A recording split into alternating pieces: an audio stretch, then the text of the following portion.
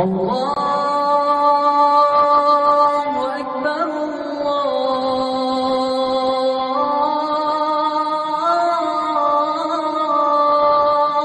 الله أكبر. بسم الله الرحمن الرحيم. سبح لله ما في السماوات والأرض وهو العزيز الحكيم. له ملك السماوات والأرض يحيي ويميت وهو على كل شيء قدير. هو الأول والآخر والظاهر والباطن وهو بكل شيء عليم. هو الذي خلق السماوات والأرض في 6 أيام ثم استوى على العرش.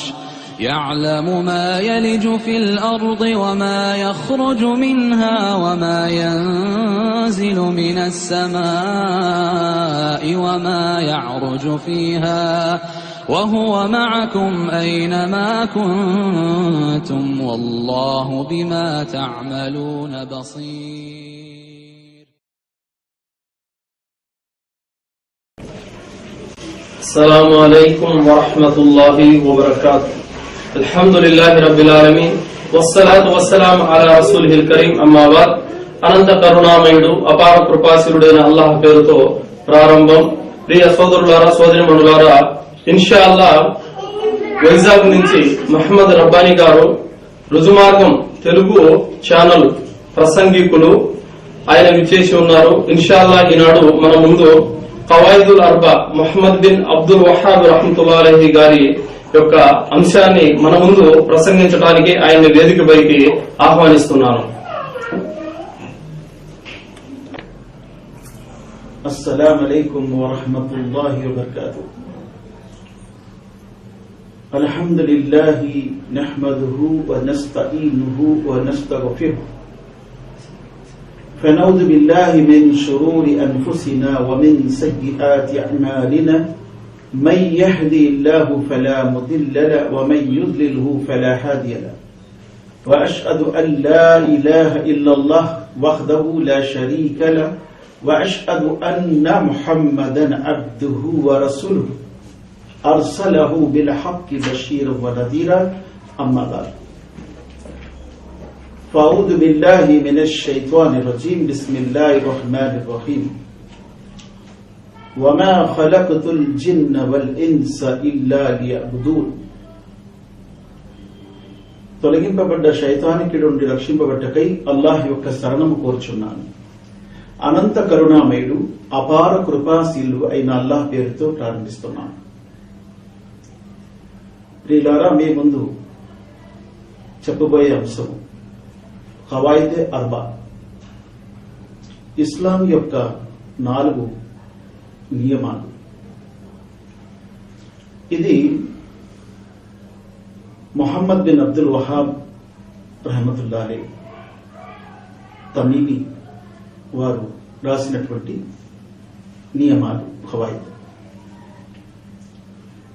అల్హమ్దులిల్లా, ఈ ప్రపంచంలో ప్రజల పరిస్థితి ఎలా ఉందో ఒక్క ఉదాహరణ షేక్ అబ్దుల్ వహాబ్ గారు చెప్పింది నేను ఇస్తాను. ముహమ్మద్ బిన్ అబ్దుల్ వహాబ్ రహమతుల్లాహి అలైహి ఒకసారి తన శిష్యుల వద్ద కూర్చొని ఆయన ఇస్లాం గురించి సందేశం ఇస్తున్నారు, ఇస్లాం యొక్క క్లాస్ చెప్తున్నప్పుడు వారి శిష్యులు అన్నారు, ఎప్పుడు మీరు ఖురాన్ హదీస్ చెప్తూ ఉంటారు, మరి కాస్త అప్పుడప్పుడు కథలు కూడా చెప్తుండండి అన్నారు. ఆయన మనసులో నోచుకున్నారు. అయినప్పటికీ నా వద్ద కూర్చున్నటువంటి నా శిష్యులకు నేను అర్థమైనట్టు చెప్పాలని చెప్పి, సరే నేను కథలు కూడా మీకు చెప్తాను అన్నారు. అనేసి ఒకరోజు ఒక కథ చెప్పారు ఆయన. ఆ కథ ఏంటంటే, ఒక వ్యక్తి ఇంటిలో రకరకాల శబ్దాలు వస్తున్నాయి. గిన్నెలు పడిపోవటము, రాత్రుల్లో రకరకాల శబ్దాలు రావటము వస్తుంటే ఏంటబ్బా ఇలా శబ్దాలు వస్తున్నాయని చెప్పి ఆయన ఒక భూత వైద్యుడికి చెప్పాడు. భూత వైద్యుడు అన్నాడు, నీ ఇంట్లో భూతం ఉంది కాబట్టి ఆ భూతాల పేరు మీద నువ్వు ఒక బలి ఇవ్వాలి, నల్ల మేక అన్నారు. ఇచ్చిన తర్వాత ఆ మేక యొక్క రక్తము మొత్తము ఇంట్లో ఇంటి బయట జల్లాలి అన్నాడు. సరే అని చెప్పి ఆ వ్యక్తి చేశాడు. అలా అని ఈ కథ చెప్పారు మొహమ్మద్ బిన్ అబ్దుల్ వహాబ్ గారు తన శిష్యులు. రెండో రోజు మరొక కథ చెప్పారు. ఏం కథ చెప్పారంటే, ఒక వ్యక్తి ఎంత దారుణమైన పాపం చేశాడంటే తన తల్లితో వ్యభిచరించాడు అన్నారు. అప్పుడు కూర్చున్నటువంటి శిశువుల్లో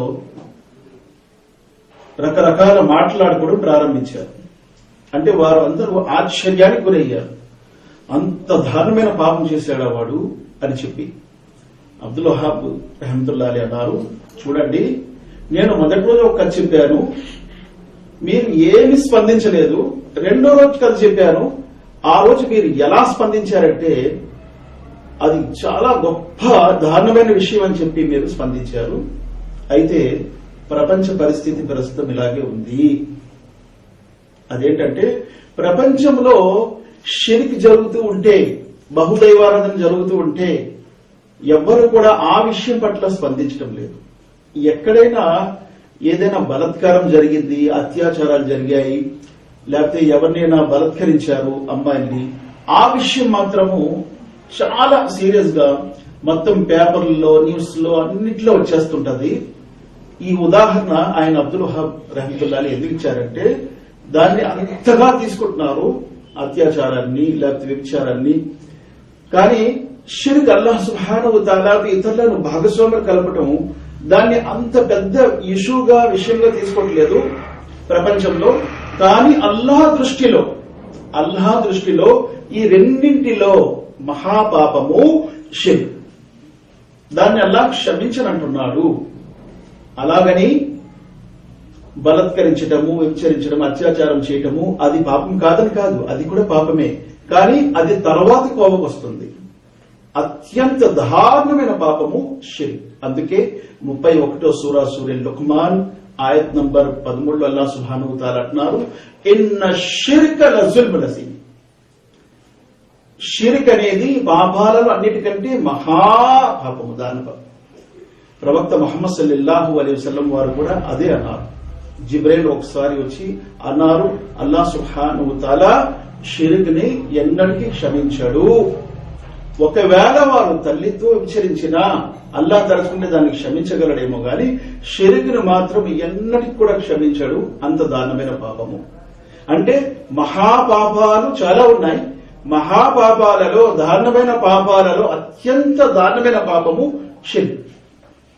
అందుకే అల్లాహ్ సుబ్హానహు వ తఆలా 6వ సూరే అన్ఆమ్ వాక్యం 82లో అన్నారు, అల్లదీన ఆమను వలం యల్బసు ఈమానహుం బిజ్జుల్మి ఉలైక లహుముల్ అమ్న్ వహుం ముహ్తదూన్.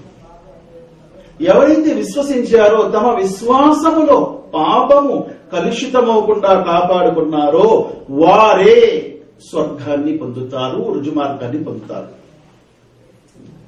అంటే విశ్వాసములో పాపము కలుషితం అవ్వకూడదు అంటే సాధారణమైన పాపాలు, ఇతర పాపాలు అనుకున్నారు సహాబా. అడిగారు, ఓ ప్రవక్త ముహమ్మద్ సల్లల్లాహు అలైహి వసల్లం, పాపము చేయని వారు ఎవరుంటారు ప్రపంచంలోని? అప్పుడు అల్లాహ్ దానికి ఇంకా వివరణ ఇస్తూ 31వ సూరా సూరే లుక్మాన్ వాక్యము 13 అవతరింపజేసి అందులో అన్నారు, ఇన్న షిర్క లజుల్మున్ అజీమ్. పాపం అంటే పాపాలలో అన్నిటికంటే దారుణమైన పాపము షిర్క్ అని అల్లాహ్ అప్పుడు దాన్ని వివరణ ఇచ్చారు. ఒక ఆయత్ వివరణ, మరొక ఆయత్ అల్లాహ్ సుబ్హానహు వ తఆలా చెప్పారు. 6వ సూరా సూరే అనామ్ యొక్క ఆయత్ వివరణ, 31వ సూరా సూరే లుక్మాన్ 31వ సూరా ఆయత్ నంబర్ 13లో వివరించారు. అయితే షిర్క్ అంత దారుణమైన పాపము. ఉలాయిక హుమ్ షర్రుల్ బరియా అని సూరే బయ్యినాలో అల్లాహ్ సుబ్హానహు వ తఆలా అన్నాడు.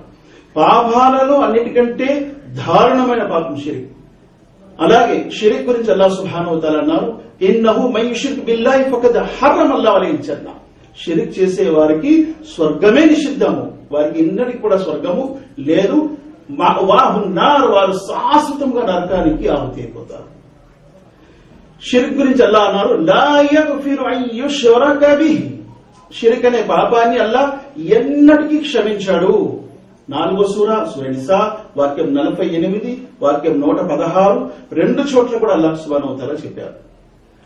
మరి సూరే మాయిదా సూరా నంబర్ 5 ఆయత్ నంబర్ 72లో స్వర్గము నిషిద్ధము షిర్క్ చేసేవారికి.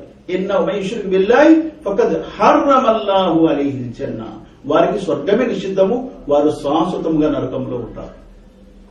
కాబట్టి షిర్క్ అంత దారుణమైన పాపము.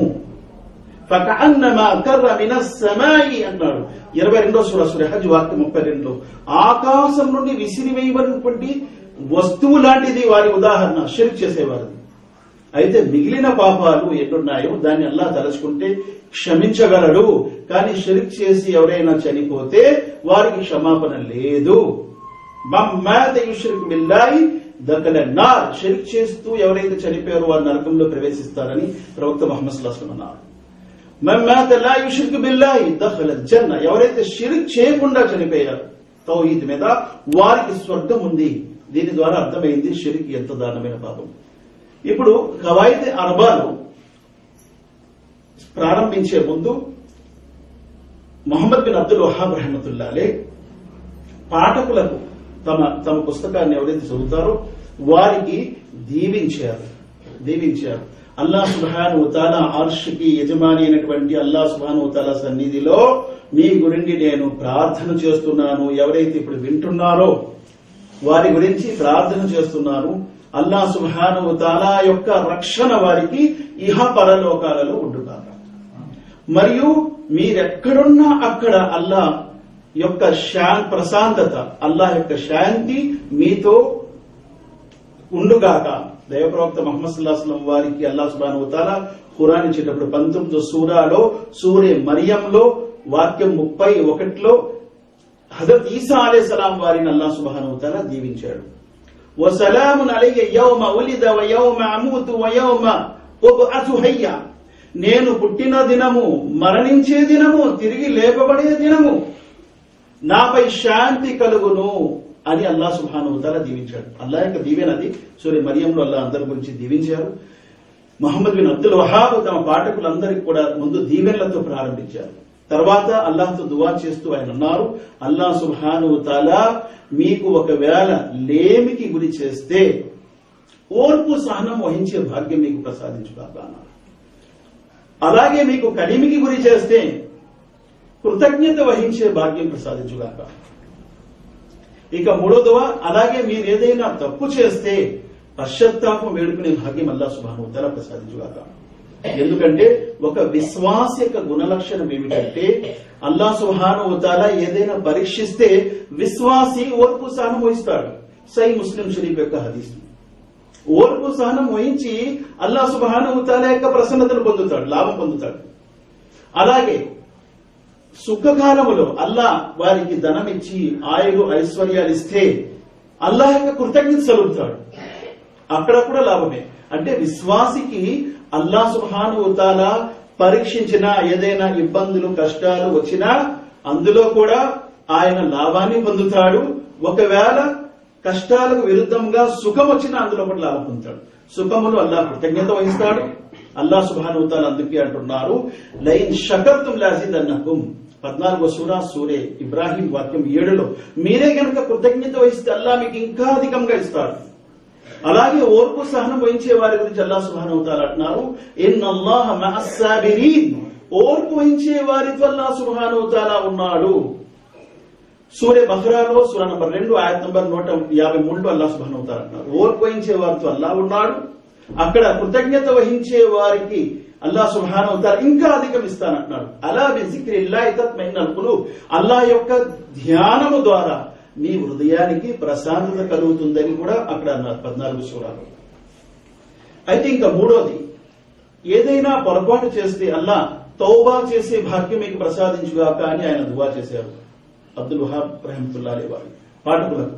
తౌబా చేసే భాగ్యం. ఎందుకంటే ఈ అల్లాహ్ సుబ్హానహు వ తఆలా సూరా ఫుర్ఖాన్ సూరా నంబర్ 25 ఆయత్ నంబర్ 70లో అంటున్నారు, ఇల్లా మన్ తాబా వ ఆమన వ అమిల అమలన్ సాలిహన్ ఫౌలైక యుబద్దిలుల్లాహు సయ్యిఆతిహిమ్ హసనాత్ వ కాన అల్లాహు గఫూరర్ రహీమా. ఎవరైతే పశ్చాత్తాపం వేడుకుంటారో మరియు విశ్వసిస్తారో సదాచరణ చేస్తారో వారి పాపాలను అల్లాహ్ పుణ్యాల్లో మార్చివేస్తాడు. పాపాలను చెరిపివేయటం గొప్ప విషయం కాదు, కానీ పాపాలను పుణ్యాల్లో మార్చడం ఇది చాలా గొప్ప విషయం. అల్లాహ్ సుబ్హానహు వ తఆలా అంటున్నారు, ఎవరైతే పశ్చాత్తాపం వేడుకుంటారో తౌబా అంత గొప్ప విషయం పశ్చాత్తాపం.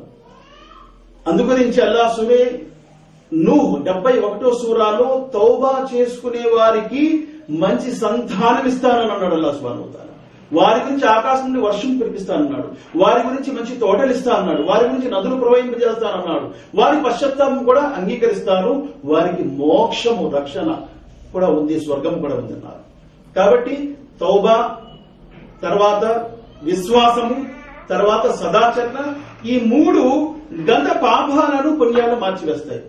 ఇక ఆయన అంశం ప్రారంభించేటప్పుడు వమా ఖలక్తుల్ జిన్న వల్ ఇన్స ఇల్లా లియఅబుదూన్ అనే ఆయత్తో ఆయన ప్రారంభించారు.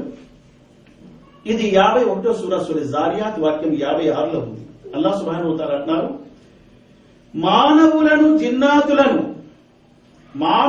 జిన్నాతులను మేము కేవలం మా దాస్యం కొరకే సృష్టించామని అల్లాహ్ అంటున్నాడు. వమా ఖలక్తుల్ జిన్న వల్ ఇన్స ఇల్లా లియఅబుదూన్. కాబట్టి మానవుడు పుట్టాడే అల్లాహ్ దాస్యం కొరకు. ఇల్లా మరి ఇంకేమీ లేదు ఇందులో. అన్నిటినీ అల్లాహ్ సుబ్హానహు వ తఆలా నఫీ చేశాడు, అన్నిటినీ తొలగించాడు. దేనికోసం కూడా నేను పుట్టించలేదు.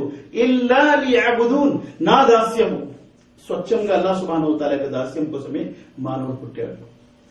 కాబట్టి ఎవరైతే షిరిక్ చేస్తారో అల్లాహ్ యొక్క దాస్యంలో, వారు ఒకవేళ మస్జిద్ హరం కాబా మక్కా మస్జిద్, ఆ మస్జిద్ నిర్వాహకులైనప్పటికీ వారి కర్మలన్నీ వ్యర్థమైపోతాయి.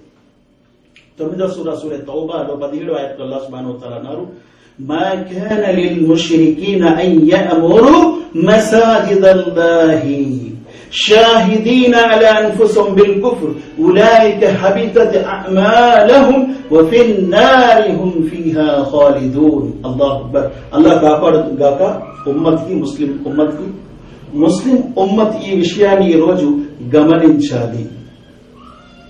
అల్లాహ్ సుబ్హానహు వ తఆలా మక్కాలో ఉన్నటువంటి నాయకులు, ముష్రిక్ నాయకులు ఎవరైతే కాబాని నడిపించేవారో, కాబా నిర్వాహకులుగా ఉండేవారు, కాబాకు గదాఫులు వేసేవారు, కాబాకు తవాఫ్ చేసేవారు, హజ్జుకు వచ్చేవారి హాజీలకు నీళ్లు అన్నపానీయాలు పెట్టేవారు, కాబా వద్ద చాలా సేవ చేసేవారు. అల్లాహ్ అంటున్నారు, వారు కాబా నిర్వహణకు అర్హులు కానే కాదు.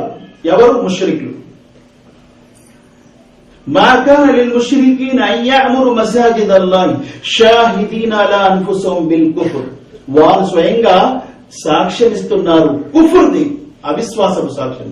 ఆ కుఫ్ర్ ఏంటంటే అల్లాహ్తో పాటు మరొక దైవాలు కూడా ఉన్నారని. అంటే షిరిక్ అనేది ఎంత దారుణమైనది అంటే, అల్లాహ్ను నమ్మినప్పటికీ వారు ఇతరులను నమ్మినందుకు వారి కర్మలన్నీ కూడా వ్యర్థం అంటున్నాడు.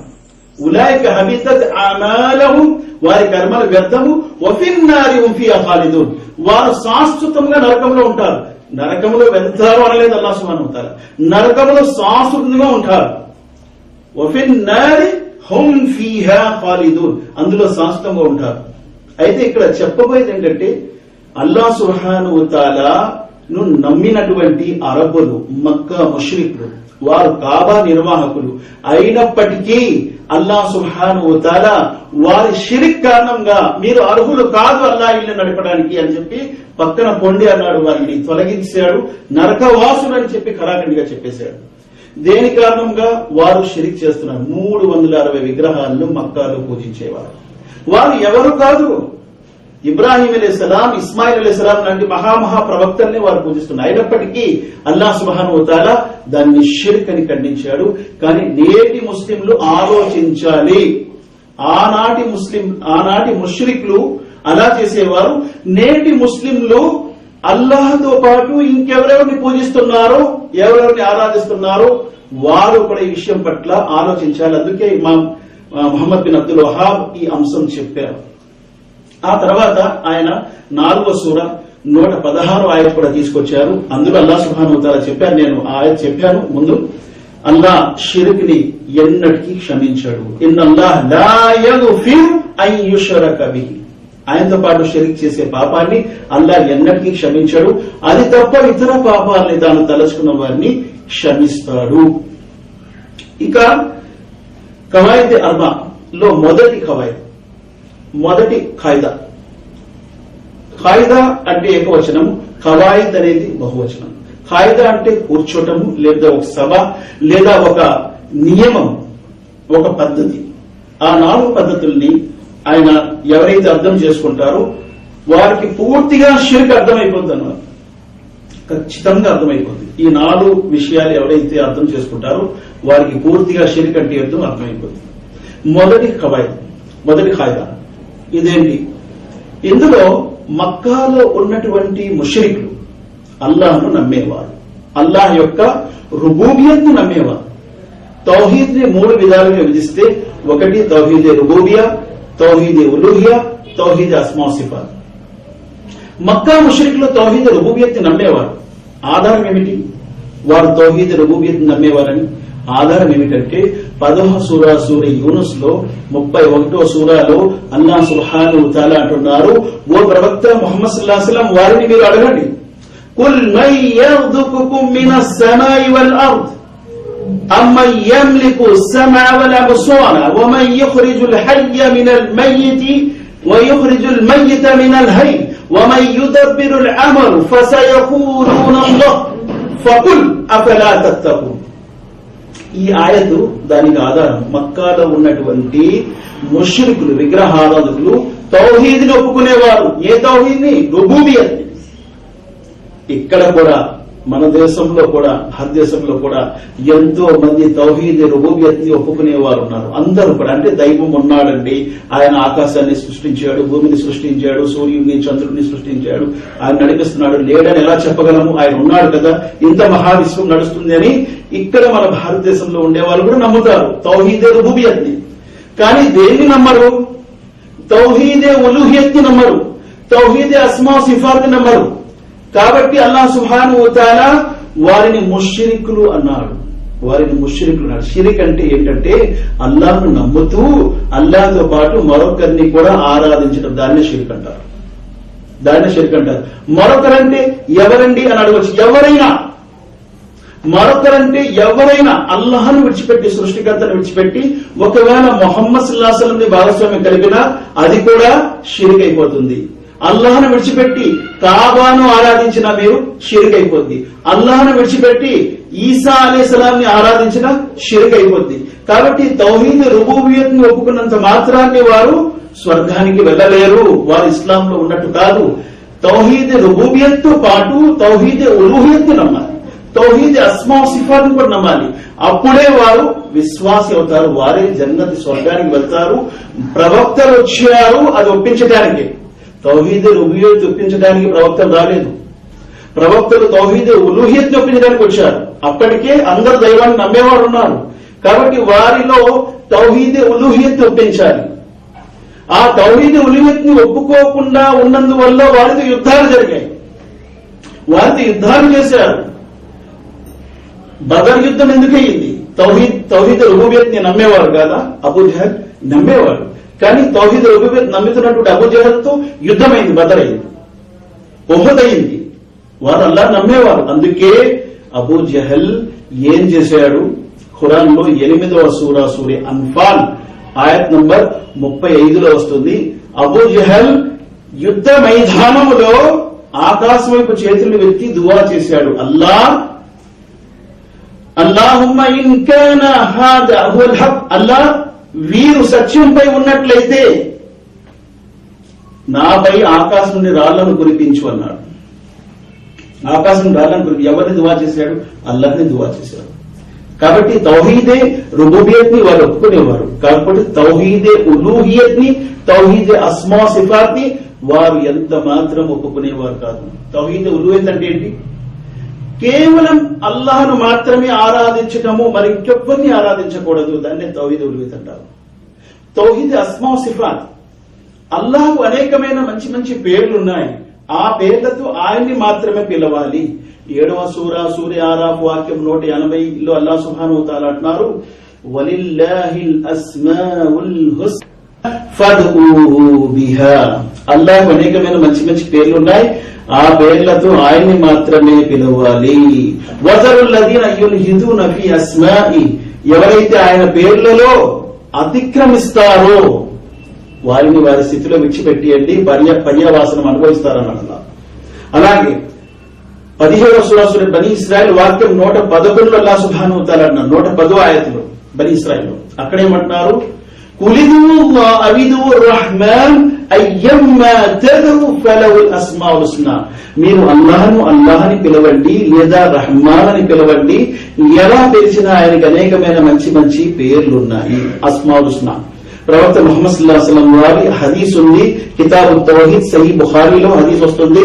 ప్రవక్త ముహమ్మద్ సల్లల్లాహు అలైహి వసల్లం వారు అన్నారు, ఇన్నల్లాహ తిస్అత వ తిస్ఊన ఇస్మ. అల్లాహ్కి 99 మంచి పేర్లున్నాయి. మన్ అహస, ఎవరైతే దాన్ని కంఠపాఠం చేసుకుంటారో దఖలల్ జన్న, వారు స్వర్గంలో ప్రవేశిస్తారన్నారు. కాబట్టి తౌహీదే అస్మా వ సిఫాత్ కూడా అల్లాహ్ యొక్క పేర్లు అల్లాహ్ కొరకే కేటాయించాలి. అలాగే ఆరాధన కేవలం అల్లాహ్నే చేయాలి. ఇది మొదటి నియమం, మొదటి కవాయిద్. అందుకే చాలా చోట్ల ఖురాన్లో వస్తుంది. ఉదాహరణకి సూరే లుక్మాన్లో వస్తుంది, సూరే మోమినూన్లో వస్తుంది, అలాగే సూరే జుమర్ 39వ సూర 38వ ఆయతలో వస్తుంది. వలఇన్ సఅల్తహుం మన్ ఖలకస్ సమావాతి వల్ అర్ద. భూమి ఆకాశాలను ఎవరు సృష్టించారు అని వారిని అడుగు, వారంటారు అల్లాహే. కుల్ మన్ యర్జుకు మినస్ సమాయి వల్ అర్ద్. భూమి ఆకాశాల నుండి మీకు ఉపాధిని ఎవరుస్తున్నారు అని అడగండి, అల్లాహ్ ఇస్తున్నాడు అంటారు 10వ సూర 31వ ఆయతలో. మీ చెవులకు వినే శక్తిని ఎవరు ఇచ్చారు, కళ్ళకు చూసే శక్తిని ఎవరు ఇచ్చారంటే అల్లాహే అంటారు. నిర్జీవి నుండి జీవిని ఎవరు సృష్టిస్తున్నారు అంటే అల్లాహ్ అంటారు. జీవి నుండి నిర్జీవిని ఎవరు సృష్టిస్తున్నారు అల్లాహే అంటారు. అంటే ఒక జీవి నుండి, కోడి నుండి గుడ్డు పుడుతుంది నిర్జీవి. ఒక నిర్జీవి నుండి, గుడ్డు నుండి కోడి వస్తుంది, అది జీవి. అంటే నిర్జీవి నుండి జీవి నుండి నిర్జీవిని సృష్టిస్తున్నవాడు. వమన్ యుదబ్బిరుల్ అమ్ర్.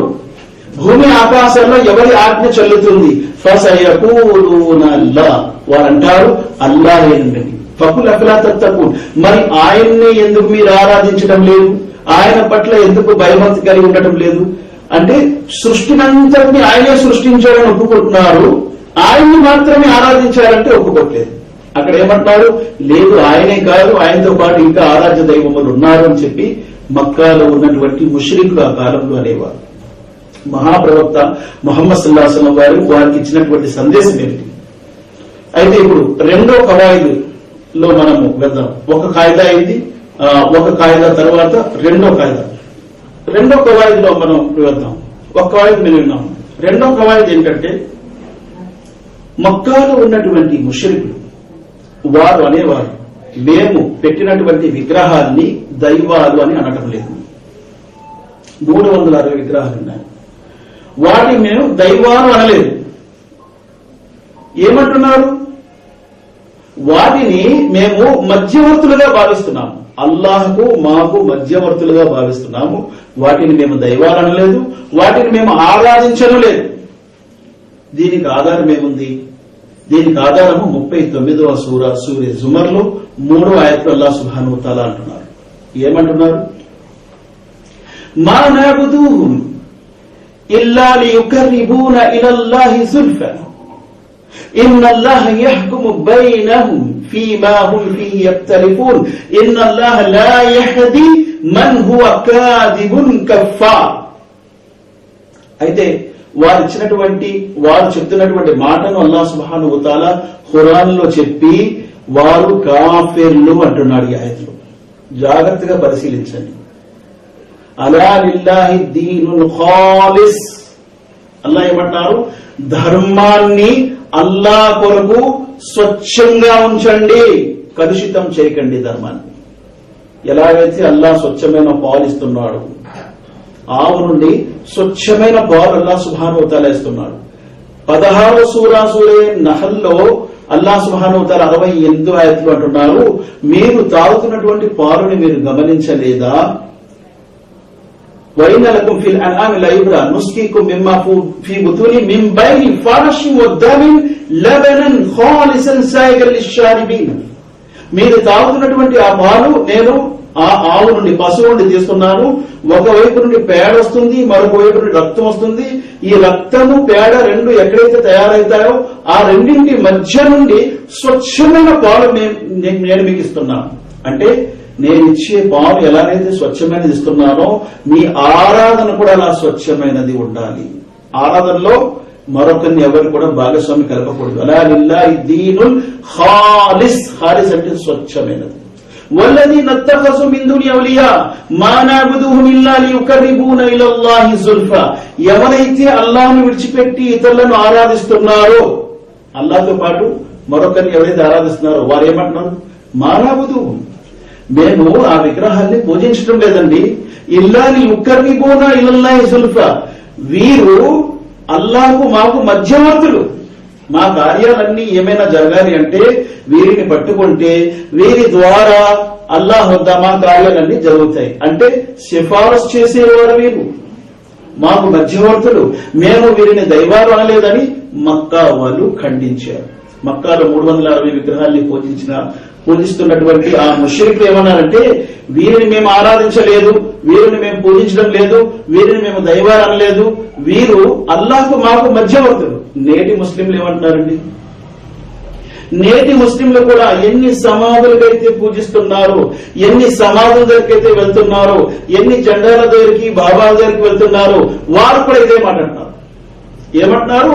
వారు దైవాలు కాదని ఎబ్బెబ్బే, వారు దైవాలు కాదు, వారిని మేము పూజించడం లేదు, వారు అల్లాహ్కు మాకు మధ్యవర్తులు, మహాపురుషులు, ఔలియా అల్లాహ్, అల్లాహ్ యొక్క స్నేహితులు. అల్లాహ్ ఖురాన్ లో ఉన్నాడు, అలా ఇన్నా ఔలియా అల్లాహి లా ఖౌఫున్ అలైహిం వలా హుమ్ యహ్జనూన్ అని 10వ సూరా యూనుస్ లో 64వ వాక్యంలో అల్లాహ్ యొక్క స్నేహితులు, ఔలియాలకి ఎటువంటి భయము గాని దుఃఖం గాని ఉండదని అల్లాహ్ ఖురాన్ లో అన్నాడు. కాబట్టి మేము అల్లాహ్ యొక్క స్నేహితుల దగ్గరికి వెళ్తున్నాము, వారి సమాధుల దగ్గరికి వెళ్తున్నాము, బాబాల దగ్గరికి వెళ్తున్నాము. ఎందుకంటే అల్లాహ్ యొక్క సామీప్యాన్ని, ఆయన యొక్క ప్రసన్నతని వీరి ద్వారా పొందటానికి, వీరిని మధ్యవర్తులు. దీనికి మన దేశంలో అయితే చాలా మంది ఎగ్జాంపుల్స్ కూడా ఇస్తారు. ఏమని? మీరు బావిలో నీళ్లు తోడాలంటే బకెట్ ఉండాలి కదా, బకెట్ లేకుండా నీళ్లు తోడలేరు. అలాగే మేడ మీదకి వెళ్ళాలంటే మెట్లు ఉండాలి కదా, మెట్లు లేకుండా వెళ్ళలేరు. అయితే ఈ బకెట్, ఆ మెట్లు కూడా ఖచ్చితమైన ఉండాలి. ఖచ్చితమైనవి లేకపోతే విరిగి అక్కడే సస్తాం అన్నమాట. కాబట్టి సిఫారసు అనేది ఒకవేళ ఉంటే ఖచ్చితమైన సిఫారసు అల్హమ్దులిల్లా అది హలాల్. సిఫారసులో 2 రకాలు ఉన్నాయి. ఒక సిఫారసు ఏంటి? నకారాత్మక సిఫారసు, ఒకటి సకారాత్మక సిఫారసు. అంటే ధర్మసమ్మతమైన సిఫారసు ఒకటి ఉంది, అధర్మమైన సిఫారసు ఒకటి ఉంది. మక్కాలో ఉన్నటువంటి ముష్రికులు దేన్ని సిఫారసుగా పెట్టారు, దేన్ని మధ్యవర్తిగా పెట్టారు? వారు విగ్రహాన్ని పెట్టారు. తర్వాత ఏమన్నారు? విగ్రహాలలో ప్రవక్తలు కూడా ఉన్నారు కదా. ఇబ్రాహిం అలైహిస్సలాం, ముహమ్మద్ సల్లల్లాహు అలైహి వసల్లం 7వ ఆకాశంలో ఆయన్ని చూశారు. ఇబ్రాహిం అలైహిస్సలాం, ఇస్మాయిల్ అలైహిస్సలాం, వారి విగ్రహాలు కూడా ఉన్నాయి. వారు ఇబ్రాహిం అలైహిస్సలాం, ఇస్మాయిల్ అలైహిస్సలాం విగ్రహాలు పెట్టారు. అలాగే క్రైస్తవులలో హజరత్ ఈసా అలైహిస్సలాం, గొప్ప ప్రవక్త, 3వ ఆకాశంలో ముహమ్మద్ సల్లల్లాహు అలైహి వసల్లం చూశారు. ఆయన్ని ఆరాధిస్తున్నారు. వారు కూడా అంటారు, క్రీస్తు ద్వారా మేము దేవుని ప్రేమ పొందుతామని చెప్పి. ఇలా ప్రపంచములో ఒకవైపు ముస్లింలు, మరొకవైపు క్రైస్తవులు, మరొక వైపు ఇతర ధర్మస్తులు. ఎందుకంటే మీరు వీళ్ళని పూజిస్తున్నారు అంటే, అబ్బే వీరి దైవాలు కాదండి, దేవుళ్ళు కాదు, మధ్యవర్తులు. వీళ్ళ ద్వారా మేము దేవుని సామీప్యాన్ని పొందుతాము. కొంతమంది అంటారు, మేము పాపాత్ములం అండి, మా మొర్ర ఆయన వెండు, కాబట్టి పుణ్యాత్ముల దగ్గర, మహాపురుషుల దగ్గర అందుకే వెళ్తాము. వారి ద్వారా అల్లాహ్ వద్ద మా యొక్క కార్యాలను పూర్తి చేయించుకుంటాము. వీరందరూ ఒకే కోవకి చెందిన వాళ్ళలాగా ఉన్నారు. హజరత్ ఇబ్రాహిం అలైహిస్సలాం వారి కాలంలో, ముహమ్మద్ సల్లల్లాహు అలైహి వసల్లం వారి కాలంలో 360 విగ్రహాల్ని పూజించేవారు నేటి ముస్లింలు. కాబట్టి ఈ విషయాన్ని అర్థం చేసుకోకపోతే ఆ ముష్రికుల కంటే నేటి ఉన్న ముష్రికులు ఇంకా దారుణమైన పాపంలో ఉంటారు.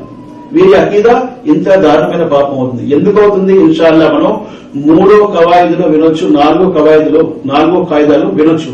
అయితే ఈ ఖాయిదాలో సిఫారిష్ ధర్మసమ్మతమైనది ఏంటి, అధర్మమైనది ఏమిటి, ఏది మనం ధర్మసమ్మతము, ఏది అధర్మం?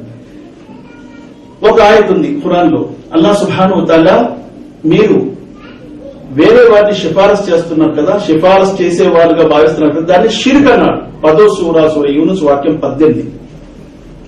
వయఅబుదూన మిన్ దూనిల్లాహి మా లా యదుర్రుహుం వలా యన్ఫఉహుం వయఖూలున హౌలాయి షుఫాఉన ఇందల్లాహ్ ఖుల్ అతునబ్బిఉనల్లాహ్ బిమా లా యఅలము ఫిస్ సమావాతి వల్ అర్ద్ సుబ్హానహు వ తఆలా అమ్మా యుష్రికూన్.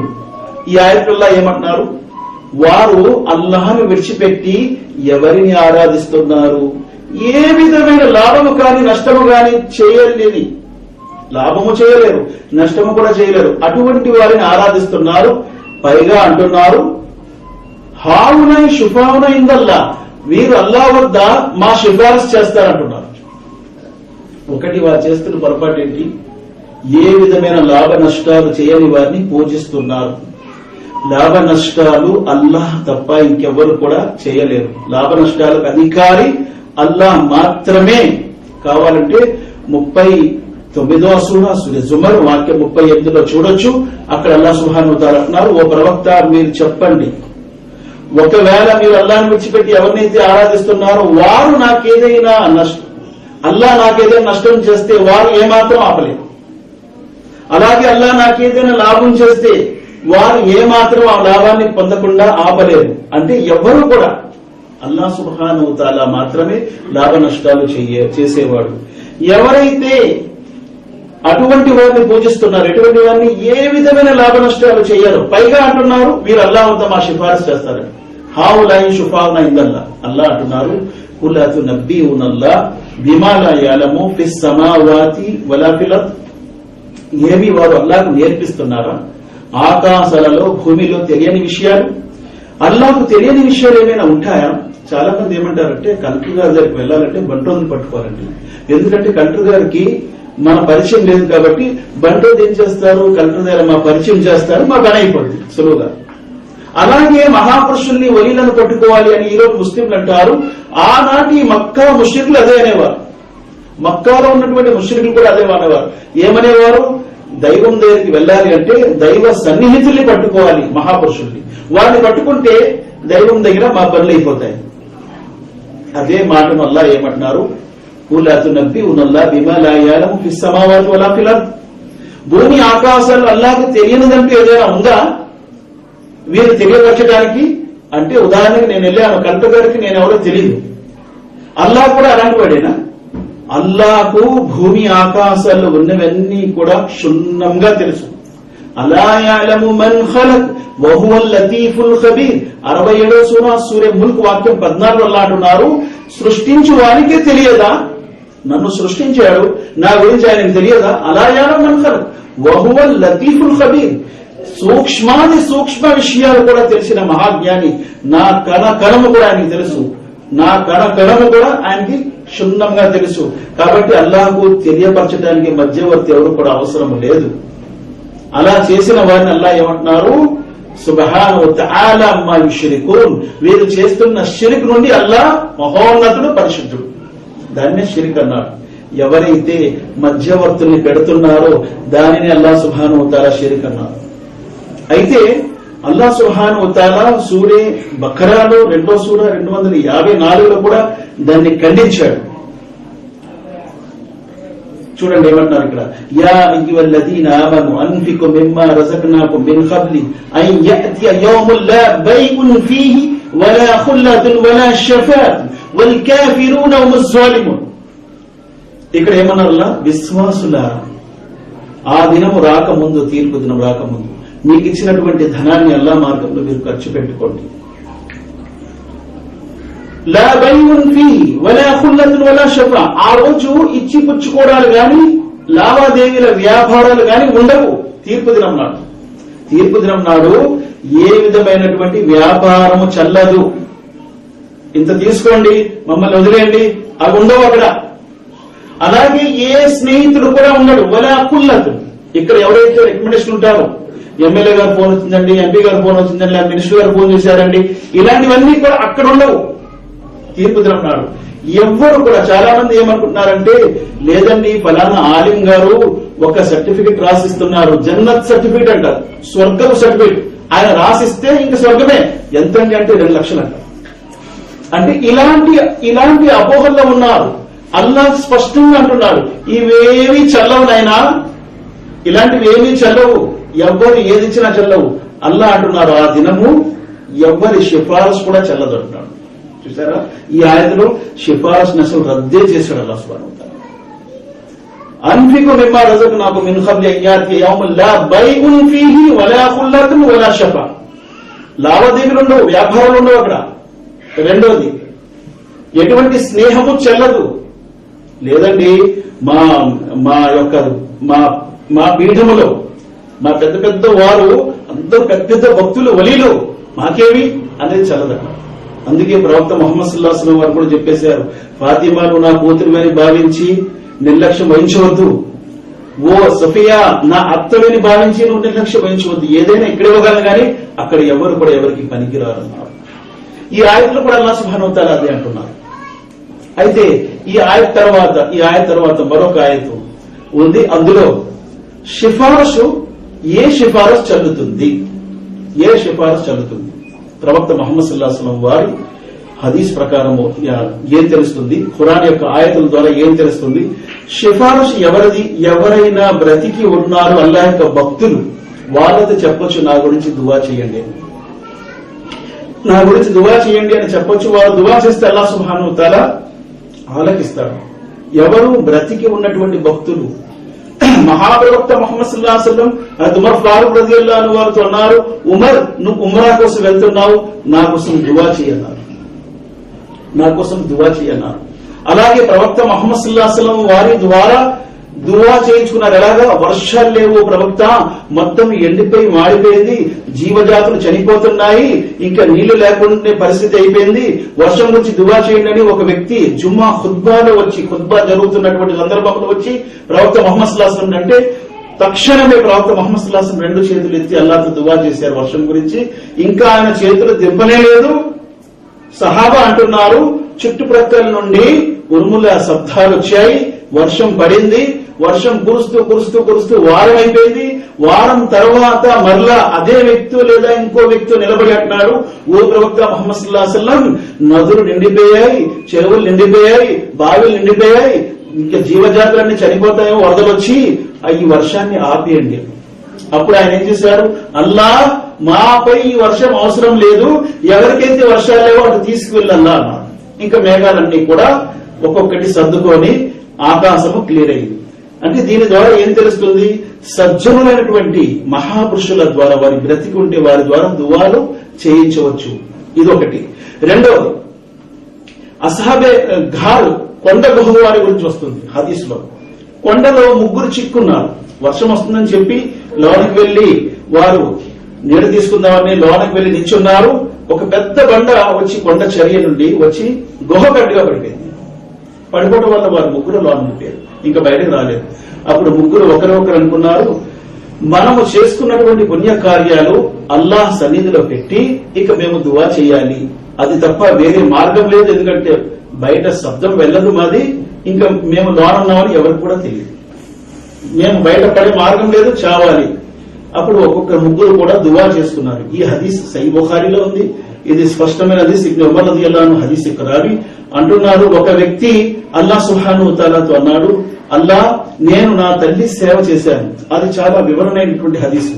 ఎందుకు ఆయన ఏ సేవ చేశారు తల్లికి, ఆయన రోజు కూడా తన ఇంటికి వచ్చిన తర్వాత ముందు తన తల్లికి భోజనం పెట్టేవాడు, తర్వాత ఏమో తన పిల్లలకి అది పెట్టేవాడు. ఒకరోజు తల్లి నిద్రలో ఉంటే అలా పాలు పట్టుకొని, పితికిన పాలు, తీసిన పాలు అలా పట్టుకొని ఉదయం వరకు నిలబడిపోయాడు. పిల్లలకు పెట్టలేదు, ముందు తల్లికి పెట్టా, తర్వాత పిల్లలకు పెట్టాడు. అల్లా, ఈ పుణ్యం నీ కోసం నేను చేశాను, బయటపడే మార్గం ఏదైనా నువ్వు దీని ద్వారా నువ్వు బయటకు మాకు పడే మార్గం తీయాలన్నాడు. అప్పుడు అల్లాహ్ సుబ్హానహు వ తఆలా ఆ కొండ గుహ యొక్క రాతిని కాస్త తప్పించాడు. అంటే మనం చేసుకున్నటువంటి సదాచరణ వసీలా ద్వారా అది పెట్టి అల్లాహ్ సుబ్హానహు వ తఆలాతో దువా చేయొచ్చు. రెండో వ్యక్తి అన్నాడు, అల్లా, నా వద్ద ఒక వ్యక్తి పని చేశాడు, కూలి పని, అరపూట చేసి వెళ్ళిపోయాడు, మళ్ళా ఇంక రాలేదు. చాలా సంవత్సరాల తర్వాత వచ్చాడు. అప్పుడు నా యొక్క కూలి డబ్బులు అడిగాడు, తన కూలి డబ్బులు అడిగాడు. అడిగితే నేను అన్నాడు, ఒక పెద్ద మేకల మందు ఉంది, అది తీసుకెళ్ళాను. ఇదేంటయ్యా, నా కూలి డబ్బులు నాకు ఇవ్వంటే, లేదు, నీ డబ్బుల్ని నేను వ్యాపారం పెట్టాను, ఇంతగా అభివృద్ధి చెందింది, ఇదంతా నీవే తీసుకువెళ్ళన్నాడు. అల్లా, ఇది నీ ప్రసన్నత కోసం చేశాను పుణ్యం, కాబట్టి బయటపడే మార్గం మాకు తీయంటే రాయి ఇంకా కాస్త కదిలేదు. ఇక మూడో వ్యక్తి అంటాడు, ఒక స్త్రీ, అంటే నా చిన్నాన్న కూతురు అవుతుంది ఒక స్త్రీ, ఆమెతో నేను నీచ కార్యం చేద్దామని అనుకున్నాను, కానీ ఆమె ఒప్పుకోలేదు. చివరికి ఆమె అవసరం వచ్చింది, డబ్బు అవసరం వచ్చింది, నా దగ్గరకు వచ్చింది. నేను ఆమెను లొంగదీశాను, నేను డబ్బిస్తానన్నాను, ఆమె డబ్బు తీసుకుంది. చివరికి ఆ కార్యం నేను సిద్ధపడ్డాను, కానీ ఆమె అనేది ఎందుకలా భయపడుతున్నావు అంటే, ఆమె భయపడుతుంది, ఆమె చౌట్లు వచ్చేస్తుంది ఆమెకి, ఎందుకలా భయపడుతున్నావు అని అడిగాను. అడిగితే ఆమె అనేది, నువ్వు అన్ని తలుపులు కట్టావు కానీ అల్లాహ్ తలుపు కట్టలేదు, అల్లాహ్ చూస్తున్నాడు. వెంటనే నేను భయంతో పక్కకు తప్పుకున్నాను, ఇంకా ఆ పాపం నుండి దూరం అయిపోయాను, ఆ పాపం చేయలేదు, ఆ డబ్బులు కూడా ఆమెకి ఇచ్చేశాను. అల్లాహ్, ఈ పుణ్యం నేను నీ కోసం చేశాను. అల్లాహ్ సుబ్హానహు వ తఆలా పూర్తిగా బయటపడే మార్గం తీశారు, వాళ్ళ ముగ్గురు బయటకు వచ్చేశారు. ఈ రకమైనటువంటి వసీలా, ఈ రెండు వసీలాలు ఇప్పుడు చెప్పారు. ఒకటి, పుణ్యాత్ములు బ్రతికి ఉన్నారు, వారితో మనం దువా చేయించవచ్చు. రెండవది, మనం చేసుకునే సదాచరణ అల్లాహ్ సన్నిధిలో పెట్టి దువా చేయొచ్చు. మూడవది, అల్లాహ్ సుబ్హానహు వ తఆలా యొక్క మంచి పేర్లు, అస్మాఉల్ హుస్నా, ఆయన యొక్క మంచి పేర్లు పెట్టి అల్లాహ్తో దువా చేస్తే అల్లాహ్ బయటపడే మార్గం తప్పనిసరిగా తీస్తాడు. దీనికి ఉదాహరణ హజరత్ యూనుస్ అలైహిస్సలాం నేను ఇస్తాను. 21వ సూరా సూరే అంబియాలో హజరత్ యూనుస్ అలైహిస్సలాం దువా చేశారు. ఏమని? 87, 86, 87 ఆయతుల్లో యూనుస్ అలైహిస్సలాం అన్నారు, అల్లా ఇలాహ ఇల్లా అంత సుబ్హానక ఇన్నీ కున్తు మినజ్ జాలిమీన్. యూనుస్ అలైహిస్సలాం ఎవరిని పిలిచారండి? ఆయన తండ్రిని గాని, ఆయన తాతని గాని, ఆయన ముత్తాతని గాని ఎవరిని పిలవలేదు, వారందరూ ప్రవక్తలే. ఇబ్రాహీం అలైహిస్సలాం వారి వంశంలో పుట్టినటువంటి యూనుస్ అలైహిస్సలాం తన వంశంలో ఉన్నటువంటి ప్రవక్తలు ఎవరిని పిలవలేదు. ఆయన ఎవరిని పిలిచారు? అల్లాహ్ని పిలిచారు. మరియు అన్నారు, అల్లా, నీవు తప్ప మరొక ఆరాధ్య దైవం లేడు. అల్లా ఇలాహ ఇల్లా అంత సుబ్హానక, నీవు పరిశుద్ధుడవు, ఇన్నీ కున్తు మినజ్ జాలిమీన్, నేను పాపాత్మల్లో చేరిన వాడిని దేవా అని చెప్పి అల్లాహ్ను మొరపెట్టారు. అల్లాహ్ ఏమన్నారు? ఫలౌలా అన్నహు కాన మినల్ ముసబ్బిహీన్ లలబిస ఫీ బత్ని ఇలా యౌమి యబాసూన్. 37వ సూరా సూరా సాఫాత్ వాక్యం 137లో వస్తుంది. అల్లాహ్ సుబ్హానహు వ తఆలా అంటున్నారు, ఒకవేళ యూనుస్ గనక నా పవిత్రతను కొనియాడకపోతే నేను ఖయామత్ వరకు ఆయన్ని చాప పట్టులోనే ఉంచేసేవాడిని. కానీ అల్లాహ్ కొన్ని దినాలలో ఖయామత్ వరకు కాదు, కొన్ని దినాలలోనే అల్లాహ్ చాప పట్ట నుండి ఆయన బయటకు తీస్తాడు. ఎందుకు? అల్లాహ్ యొక్క పవిత్రత కొనియాడారు, అల్లాహ్ యొక్క నామాలు, అల్లాహ్ యొక్క పేర్లు, అస్మాఉల్ హుస్నా. ఈ రకమైన వసీలాలు ఉన్నాయి కానీ, అంతేగాని లేదు నాకు ఆయనున్నారు ఈయనున్నారు. ఇంకో విధం, ఒకవేళ ఖయామత్ నాడు మాకు ఎవరికైనా వసీలా కావాలి, ఎవరిదైనా, ఆ వసీలా కూడా ఎవరితో అడగాలి? అల్లాహతోనే అడగాలి. ఎందుకు? ఒక ఆధారం నేను చూపిస్తాను. 2వ సూరా సూరా బఖరా ఆయత్ నంబర్ 255, 2వ సూరా 255. మన్ జల్లదీ యష్ఫహు ఇందహు ఇల్లా బిఇజ్ని. అల్లాహ్ ఏమంటున్నారు? అల్లాహ్ ఆజ్ఞ లేనిదే ఎవ్వరు కూడా అల్లాహ్ సన్నిధిలో సిఫారసు చేయలేదు. ఇదండి సూరా బఖరా 2వ సూరా 250. అల్లాహ్ ఆజ్ఞ ఉండాలి ఆ రోజు సిఫారసు చేయాలన్నా, తీర్పు దినం నాడు, ఖయామత్ నాడు ఎవరి గురించైనా ఎవరైనా సిఫారసు చేయాలంటే అల్లాహ్ ఆజ్ఞ ఉండాలి. ఒకటి ఈ ఆయతు. రెండోది అల్లాహ్ సుబ్హానహు వ తఆలా అంటారు, అమిత్తఖజు మిన్ దూనిల్లాహి షుఫహా ఖుల్ అవలౌ కాను లా యమ్లికూన షై'న్ వలా యఅకిలూన్ కుల్ లిల్లాహి షఫాఅతు జమీఅ. ఇది 39వ సూరా జుమర్ వాక్యం 46లో వస్తుంది. ఏమి, మీరు అల్లాహ్ను విడిచిపెట్టి ఇతరులను తమ సిఫారసు చేసే వాళ్ళగా భావిస్తున్నారు. అమిత్తఖజు మిన్ దునిల్లాహి షుఫా అవలౌ కాను లా యమ్లికున షై'న్ లా యాకిలూన్. వారికి ఎటువంటి బుద్ధి వివేకము లేకపోయినప్పటికీ, ఏ విధమైన అధికారం లేకపోయినప్పటికీ, ఎవరికి బుద్ధి వివేకం లేదు, ఎవరికి అధికారం లేదు, ఎవరినైతే విగ్రహాలను పూజిస్తున్నారో, సృష్టి రాశులను పూజిస్తున్నారో వారికి ఎటువంటి బుద్ధి వివేకం ఏముంటుంది, వారికి అధికారం ఏముంటుంది, వారేం సిఫారసు చేస్తారు? లా యమ్లికున షై'న్ లా యాకిలూన్. తర్వాత అల్లాహ్ ఏమంటున్నారు? కుల్ లిల్లాహి షఫాఅతు జమీఅ. సిఫారసులన్నీ కూడా అల్లాహ్ ఆధ్వర్యంలో ఉన్నాయని చెప్పు ప్రవక్త ముహమ్మద్ సల్లల్లాహు అలైహి వసల్లం. అంటే సిఫారసులన్నీ అల్లాహ్ ఆధ్వర్యంలో ఉన్నాయంటే అల్లాహ్ ఎవరి కోసమైతే సిఫారసు చేసే అనుమతి ఇస్తాడో వారి కోసమే సిఫారసు చేసేవాడు కూడా చేయగలడు. సిఫారసు చేసేవారికి కూడా సిఫారసు చేసే అనుమతి ఇవ్వాలి. రెండు వైపులా నేను సిఫారసు చేస్తున్నానంటే నాకు సిఫారసు చేసే అనుమతి ఇవ్వాలి. ఎవరి గురించి సిఫారసు చేస్తున్నాను ఆయన గురించి సిఫారసు చేసే అనుమతి కూడా దొరకాలి. అప్పుడు గనక సిఫారసు ఎవరు కూడా చేయలేరు. షఫాఅత్ జమీఅ అని అల్లాహ్ సుబ్హానహు వ తఆలా అందుకే అంటున్నారు, సిఫారసులన్నీ అల్లాహ్ ఆధ్వర్యంలో ఉన్నాయి. అయితే ఈ రెండో ఖవాయిదులో మనం 2 ఖవాయిదులు ఇప్పుడు విన్నాం. రెండో ఖాయిదా మనం వింటున్నాం. మిగతా విషయాలు మేము తర్వాత వింటాం.